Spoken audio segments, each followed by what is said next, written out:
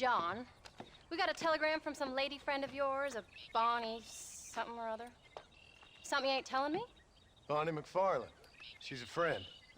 Saved my life when I went after Bill and nearly got myself killed again. Oh, now you two's in the habit of sending each other letters. How very nice. It weren't nothing like that. What's it say? I don't know. I can't... Well, you know I can't read. Give it here. You read that thing out loud? I ain't hiding nothing. Dear Mr. Marston, stop. Need corn sacks. Stop. Emergency. Stop. Weevils and moths ate entire county supply. Stop. Can you help? Not exactly the most romantic request now, is it? I guess not. And she saved your life, you say? Yes, ma'am. Well, then you're gonna have to help her and her family out. We've got a plentiful supply of corn sacks over near the silo.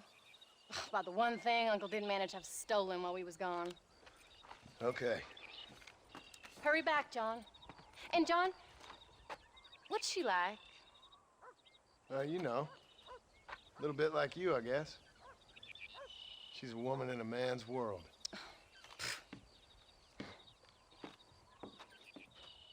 John, wait! I changed my mind. I'm coming with you. Well, come on then. Let's get going.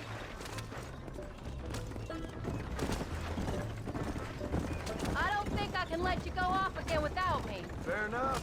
I'm glad of the company. You only had to ask. Ask?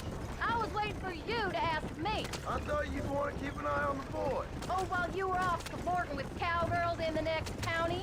I don't think so, John Marston. You only just got home. That Jack has seen enough of me for a lifetime. So, is she married? This Bonnie MacFarlane? No. What does she look like?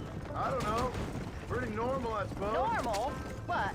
Normal like me? No. Normal as in 2 eyes, mouth, nose, that kind of normal.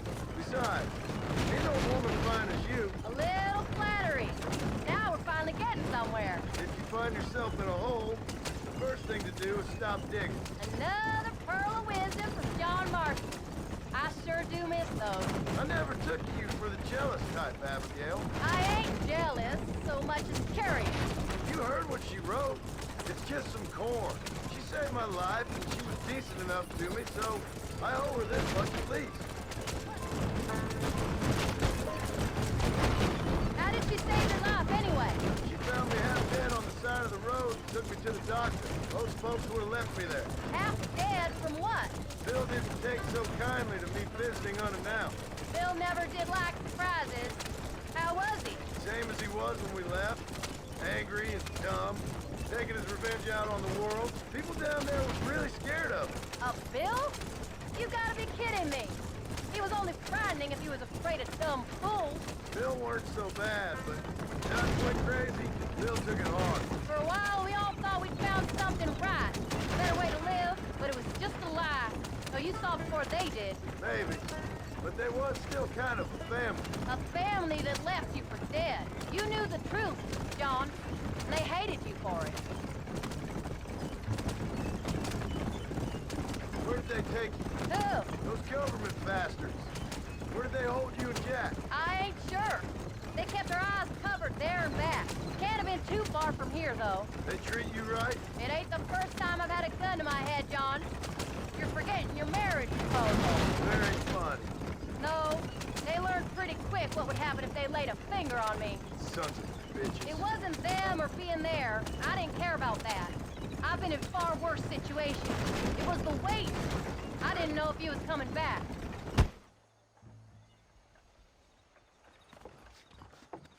You came. Thank you so much. We lost the entire harvest. Miss MacFarlane, I'd like you to meet my wife, Abigail. Oh, ain't you quite the gentleman all of a sudden? It's a pleasure to meet you, Mrs. Marston. Likewise. Thank you for saving my husband's life. And for teaching the miserable old goat some manners, among other things. I didn't teach him anything. I know better than to try to change a man. You should meet my father. Oh, people can change, Miss MacFarlane. John and I have to believe that more than anybody. This is a decent first harvest for you, John. You should be proud. That's good land you got there. How are you feeling, Mrs. Marston? From what your husband told me, it must have been awful for you. I've been through worse, and I knew he'd be back before too long. He can't cook a meal to save his life. Abigail, in my darkest hours, when I was most homesick, just the thought of one of your rat meat stews kept me pushing forward. Well, about as amusing as a weeping saddle sore, ain't he, Miss MacFarlane? If you're gonna start yammering about women's work, John, I'd say you might be in the wrong company. I'd say so, too. I never felt so outnumbered.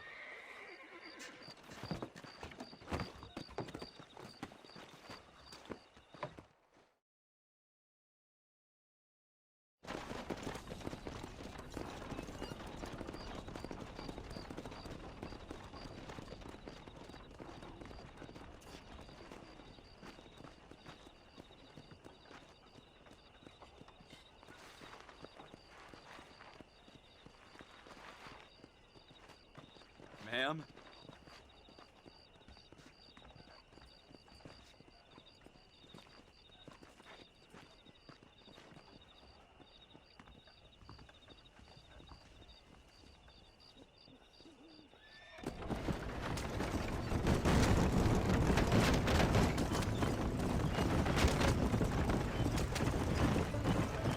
So that was the famous Bonnie.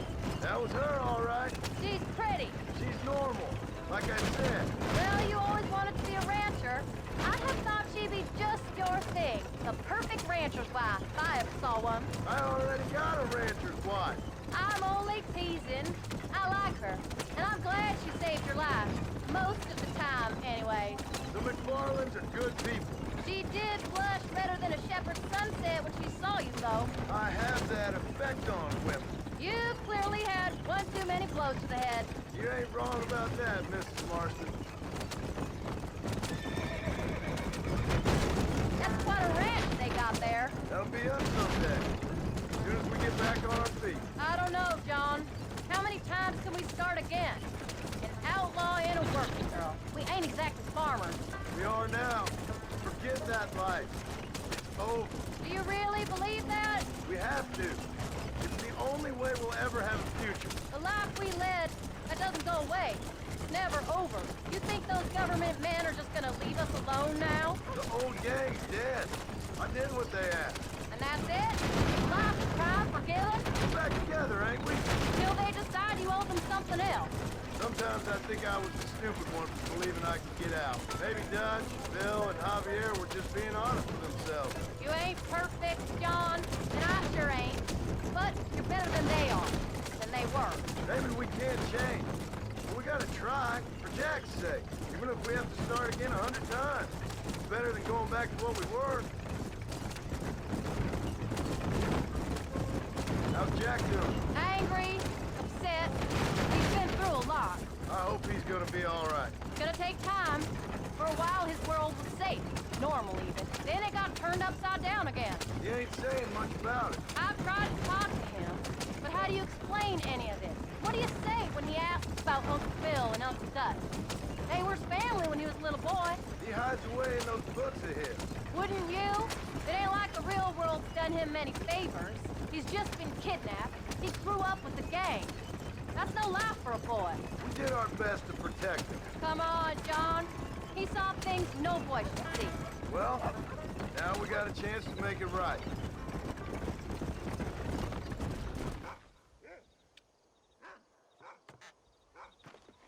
We did good today, John.